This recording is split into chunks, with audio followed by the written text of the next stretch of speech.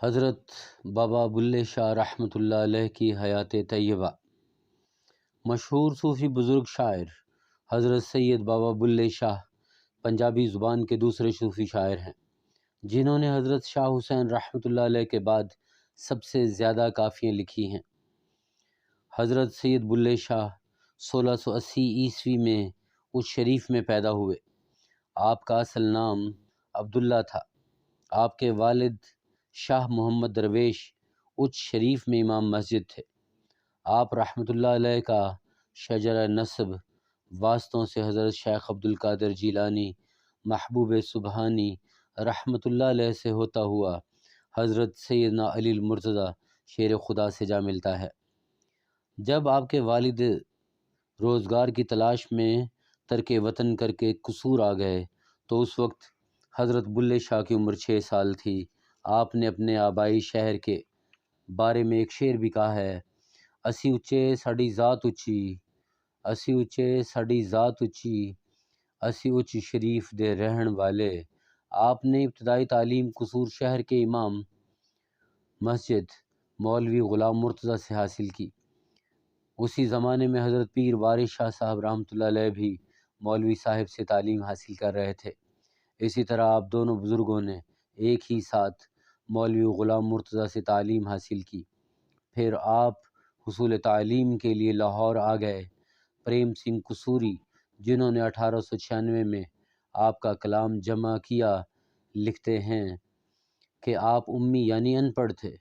آپ اپنا کلام لکھ نہیں سکے، لیکن پریم سنگھ قصوری کا یہ قیاس درست نہیں، اس لیے کہ آپ کے کلام میں جا بجا کتب فقہ کے حوالے اور آیات قرآنی کے اقتباسات موجود نظر آتے ہیں۔ اس سے یہ ثبوت ملتا ہے کہ آپ کے پاس علم کا ایک بہت بڑا خزانہ تھا۔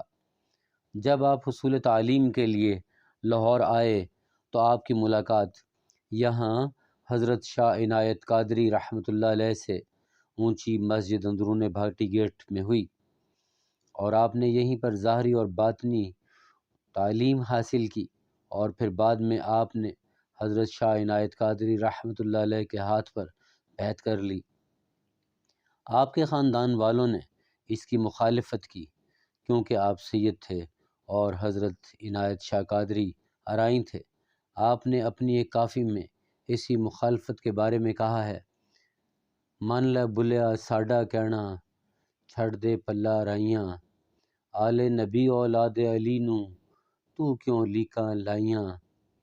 پھر خود ہی اس کافی میں جواب دیتے ہیں: جیڑا سانوں سید سدے، دوزخ ملن سزائیاں، جو کوئی سانوں ارائیں آکھے، بہشتی پینگاں پائیاں۔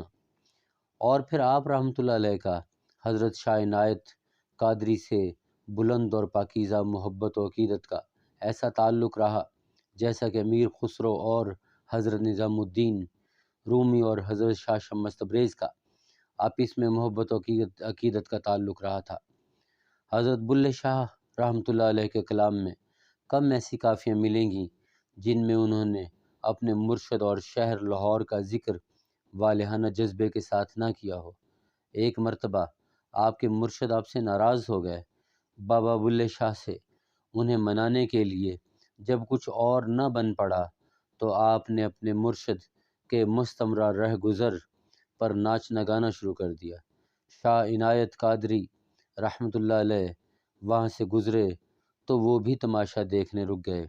پھر جب بلے شاہ کو پہچانا تو ہنس پڑے اور ان کی کدورت دور ہو گئی۔ کہا جاتا ہے کہ بلے شاہ نے یہ کافی تیرے عشق نچایا کر کے تھیا تھیا اسی موقع پر کہی تھی۔ بلے شاہ کے زمانے میں وہ کون ظالم حکمران تھے جن کے ظلم کے خلاف آپ رحمۃ اللہ علیہ نے اپنی آواز بلند کی۔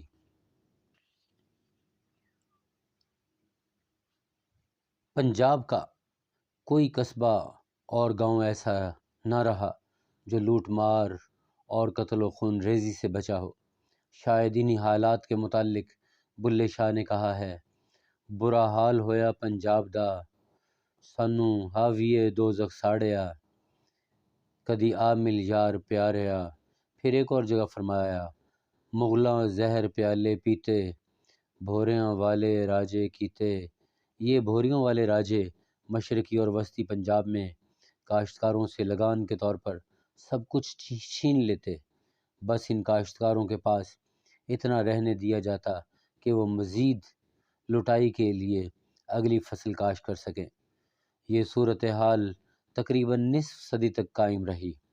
حضرت بابا بلے شاہ رحمۃ اللہ علیہ کے حصے میں امن کا جو وقفہ آیا وہ عالمگیر رحمۃ اللہ علیہ کے عہد تک محدود تھا، لیکن اس سے یہ نہیں سمجھ لینا چاہیے کہ بابا بلے شاہ اس مغل وقفہ امن میں معاشرے کے طبقوں کی کشمکش سے مطمئن تھے۔ آپ نے ہمیشہ اس دور کے بے علم کسانوں کی حمایت کی، کیونکہ زمانے کے ابلہ فریب ملا بے علم کسانوں پر اس درجہ حاوی تھے کہ وہ کسی کسان سے ناراض ہو جاتے تو اسے کافر قرار دے کر اس کے بیوی بچوں کو بھی اس سے چھڑا دیتے۔ آپ رحمۃ اللہ علیہ نے انہی بے زبانوں کی حمایت میں کف ملا اور ظالم عمال حکومت کے خلاف ذاتی خطرہ مول لیتے ہوئے صدائے احتجاج بلند کی۔ اس میں کوئی شک نہیں، بابا بلے شاہ رحمۃ اللہ علیہ کی بے باک کافیوں نے شاہ حسین رحمۃ اللہ علیہ کے کلام کی طرح بار بار ظالموں کے دلوں میں ہیبت پیدا کی اور ان کے سوئے ہوئے ضمیر کو جھنجھوڑا، اور ان کے ہاتھوں کو عین اس وقت روک دیا ہوگا جب وہ ظلم کے لیے اٹھے ہوں گے۔ آپ رحمۃ اللہ علیہ نے زندگی کا بیشتر حصہ قصور میں ہی گزارا، اور آپ نے شادی نہیں کی اور ایک روایت کے مطابق 1757 میں انتقال فرمایا۔ آپ کے مزار پر سنِ وفات 1171 ہجری درج ہے، جو عیسوی سن 1757 کے مطابق ہوتا ہے۔ ویسے تو ہر روز آپ کے مزار مبارک پر میلے کا سماں ہوتا ہے، لیکن آپ کا عرس مبارک بھادوں کی 10 تاریخ کو ہوتا ہے۔ آپ کے مزار پر ہزاروں کی تعداد میں لوگ حاضری دیتے ہیں۔